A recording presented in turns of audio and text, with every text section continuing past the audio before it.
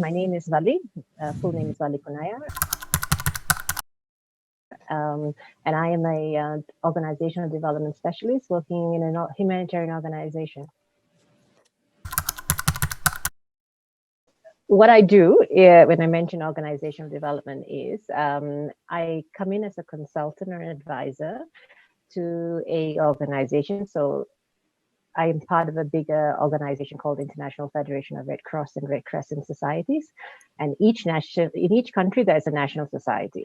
So, for example, in Malaysia, you have Malaysian Red Crescent, and and now I'm in Yemen, and Yemen there's a Yemen Red Crescent Society. So I come in as a consultant and review the general design of the organization, the structure, its practices, the organizational culture, to see whether the organization is achieving its purpose. Because when you have a organizational design and structure that is efficient and effective, then you are able to deliver your services or achieve your purpose of the organization well. So I come in as a consultant to advise and support the senior management to see areas of the gaps and the opportunities or the strengths, and to be able to help the society become stronger or our organization to become stronger. So that's my job. I'm in Sana at this point. Before you arrive, before you take the plane, you get different images online on the news because of the civil unrest, and there's always the initial fear instilled in you that, what are you doing? Why am I getting on this plane? But no, it's a beautiful country. It's beautiful. It's got such a rich history.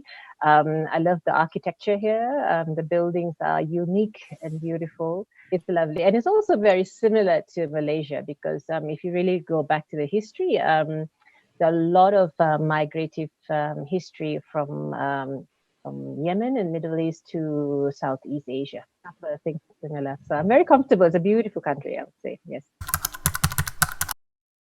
My day is generally visiting or speaking with all staff and senior management on a daily basis. So in a nutshell, for me, it's all about having conversations, attentively listening, and doing analysis of what exactly is being said. You're being able to capture a person's concerns, happiness, what works, what doesn't work. And through these conversations is how I will do my analysis on what are the areas that need attention and what are the areas that are very good that we can enhance further. So in a day, my day starts by reaching the office, and I walk around the whole organization, I mean the whole building, saying hello to everyone, sit down and having meetings, or informal to informal meetings, just having conversations, and then working out the details after. So the day is pretty long sometimes, and lots of listening. So it doesn't just stop at the office. Sometimes you're sitting with volunteers because the Red Cross Red Crescent is it started from the foundation is from volunteers from community level, and through that community level association, then we start to have the organization and the management structure is put in place. So yeah. Oh, that's a long route.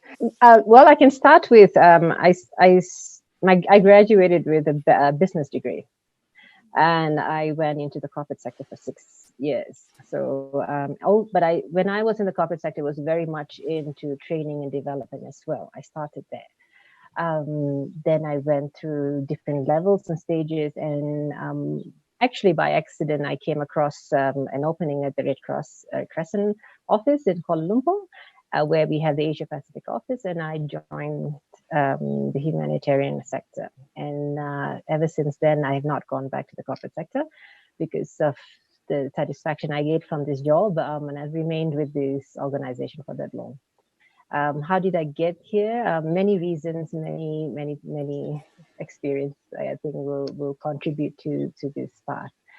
But I also contributed back to my family because I come from a family where we have trainers and teachers. So that has somehow been instilled in me to get into the sector of developing, coaching and training and mentoring somebody. there was a stage when I was with the humanitarian sector for a while, and as I said, I enjoyed it very much because it gave immense satisfaction and happiness. Then I wanted to be able to pursue a next level of studies that would contribute and support my current work. So that's when I found this course, a master's program with the University of Maastricht in Netherlands, and together with the United Nations University. And here is where I specialize in multi-level governance, and where that's what we do in our organization, in our work. We don't just work with our immediate bosses or in our organization, but we also have to deal with multiple different organizations, and how do we collaborate and cooperate to be able to achieve our ultimate goal, that is to serve the vulnerable community. And this happens in the corporate sector too, where you will have to work and deal with many different partners, competitors, stakeholders in whatever that your companies are working on. Always encourage anyone to be able to always pursue a degree or a study that that's your passion or interest. When you do something that you're interested in, you'll excel naturally.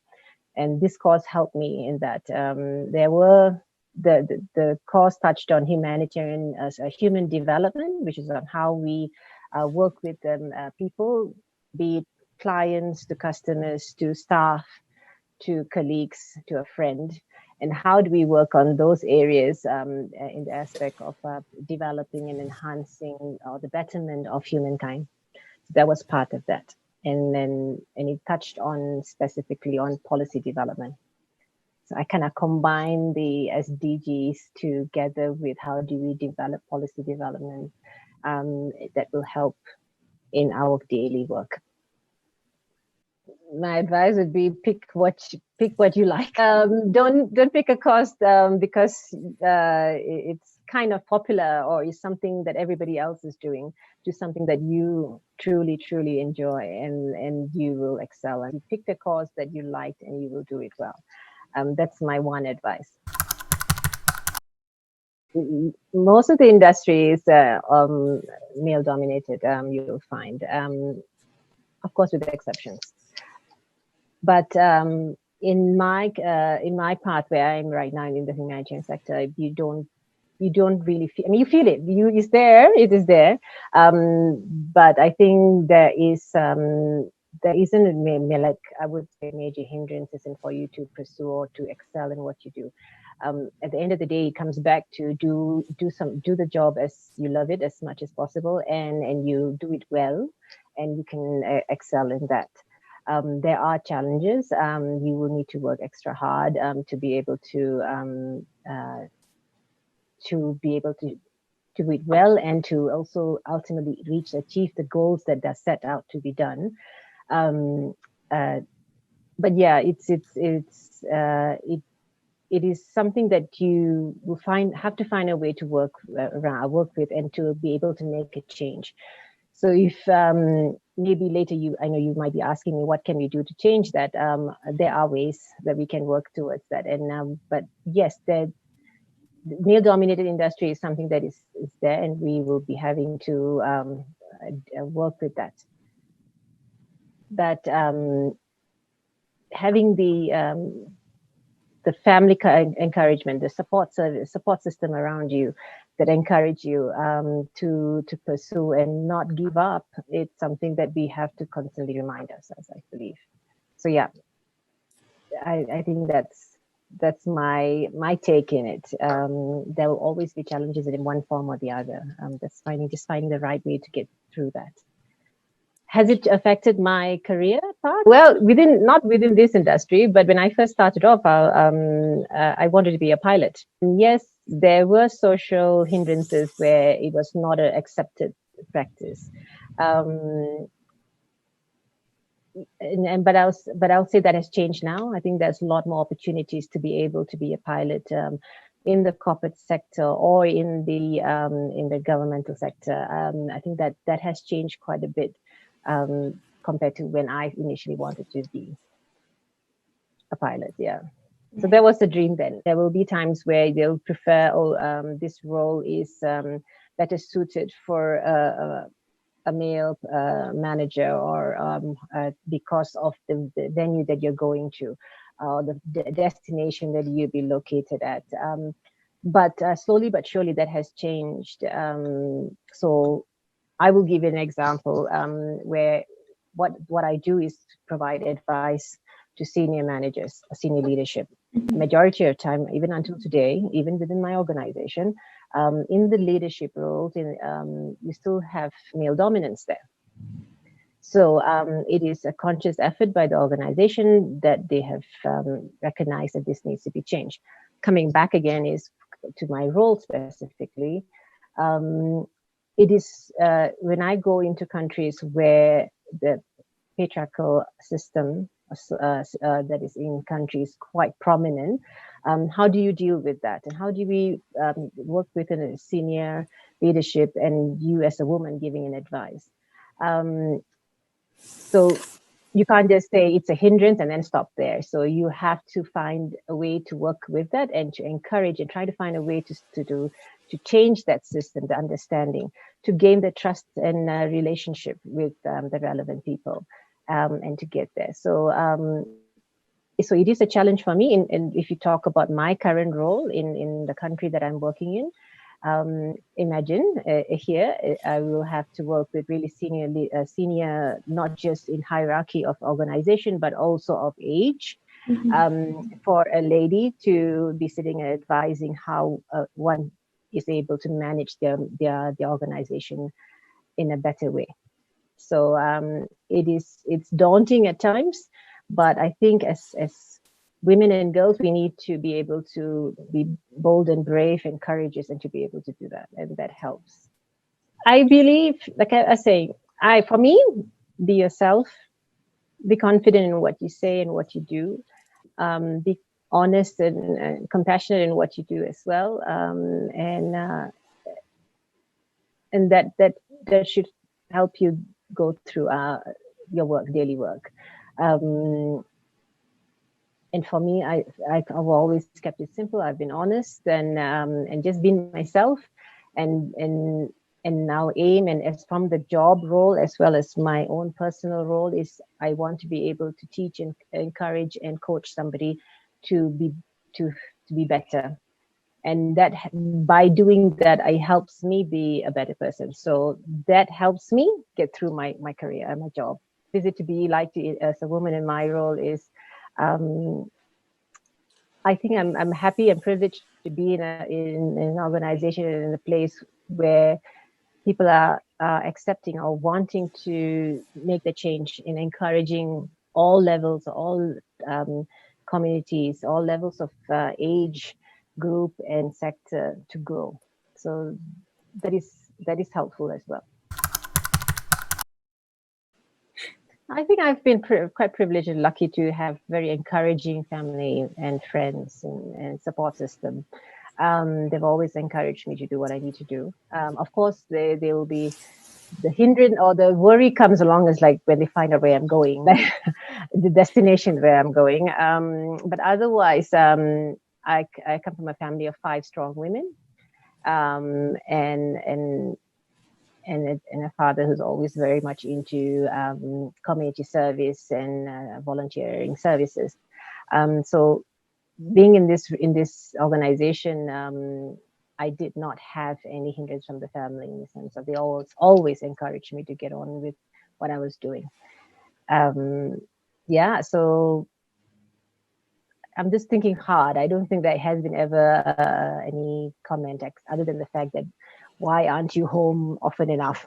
But it's just, but what you do in this field, again, maybe it's because not everybody is very familiar of what it encompasses working in a humanitarian context. Not being aware of that, sometimes people don't ask too many questions, or they don't say too much. But what areas that I believe we are hearing more and more is about sexual harassment and discrimination, and a sense of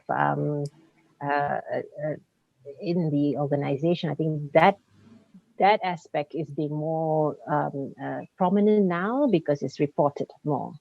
Before it was not reported. So in that sense, the comparison between before and now, you'll find more and more of these topics being raised and organizations held accountable and expected to have corrective actions taken towards that. So that's encouraging to see.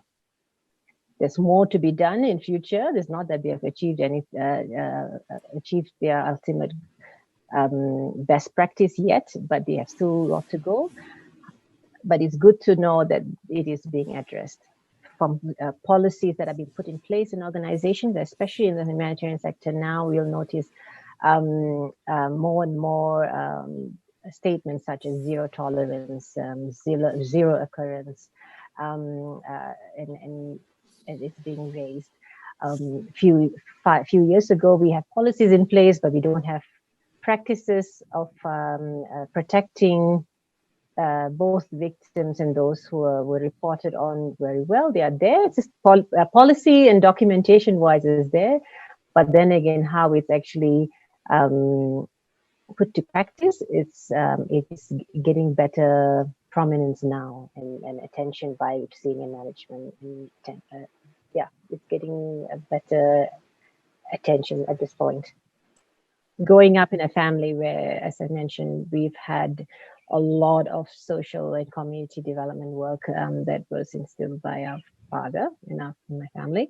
And then just intuition in that sense, when I was looking for, I was just looking around for availability of roles, and then this role in the Red Cross came about, and instinctively I said this is a place I have to work for. And I got in, and then only after I came into this role, I realized both my parents were Red Cross members of Malaysian Red Crescent, who were at that time a branch of the British Red Cross. Both of them were first aiders and so on. So I guess somehow instinctively within me, I had this drive to be part of this organization, mainly also of its aim and purpose of building the capacity and building the resilience of communities, helping people in during disasters and after disasters and so on. So I think that is the part that that inspires me, and still continues to inspire me at work. Being able to impart, share knowledge and experiences with them. Being able to work with different people from different countries and cultures, each are different, unique, and ultimately, after working with these varied groups of people, the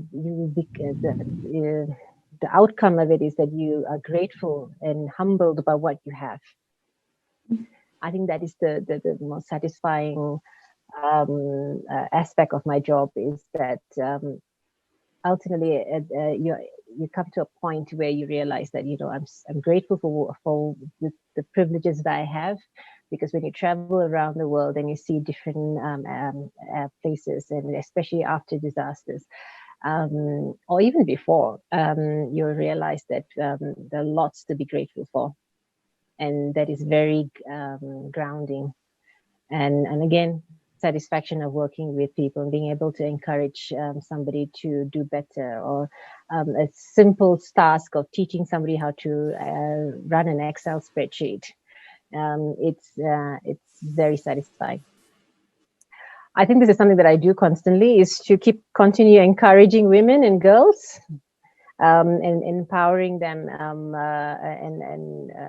finding opportunities where we can support each other. Not just as a person who comes in to be a consultant to share and teach and coach, but as a fellow woman, or a fellow girl, if you say. It's to your womanhood. You are there to support each other, and we need that support always.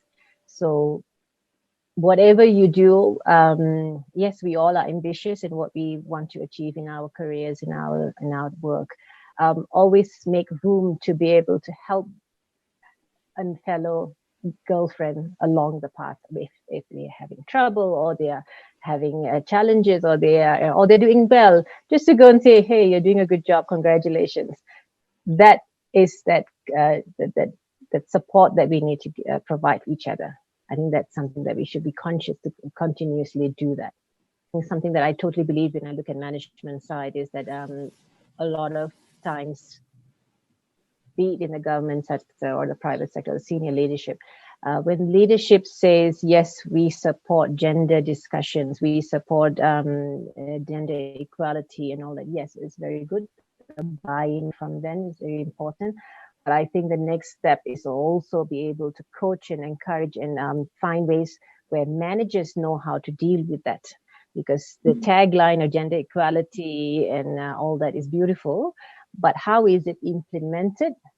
How is it piped down the chain with the managers, to supervisors, to the actual staff? It's something that needs further enhancement. Many a times, a manager is told you need to ensure there's gender equality in your department, but what does it entail? That needs clarity, that needs better systems in place to support that. So that's a big broad topic. If you talk about it, it's not just about recruiting women over men. It's about recruiting. How do we do the recruitment? It's on merit. Two, how do we encourage women when we have children and family? How do you encourage that at workplace? How do you encourage flexible working hours, etc.? There's so many things that you go into in detail, but that will be one thing that I'll think of when I look at management structures, is how do we empower, encourage, and guide our managers, middle managers, in implementing that big tagline of gender equality. There are a lot of steps to it. I mean, I would say, even for the organization I work for right now, I mean, we've been around for 150 years, the Red Cross, the Red Crescent. We have policies in place. We did have an issue that comes up, but when they do an evaluation, the findings is that we have policies and procedures in place, but it is not implemented in a proper way. So that is being revised at the moment. So, or even to a point, like I said, we've been here for 150 years. And today in 2020, we still are working towards having 50% of gender equality in our leadership roles. So it's a long journey, and it's a continuous fight, and that needs to continue. And every detail needs to be looked at.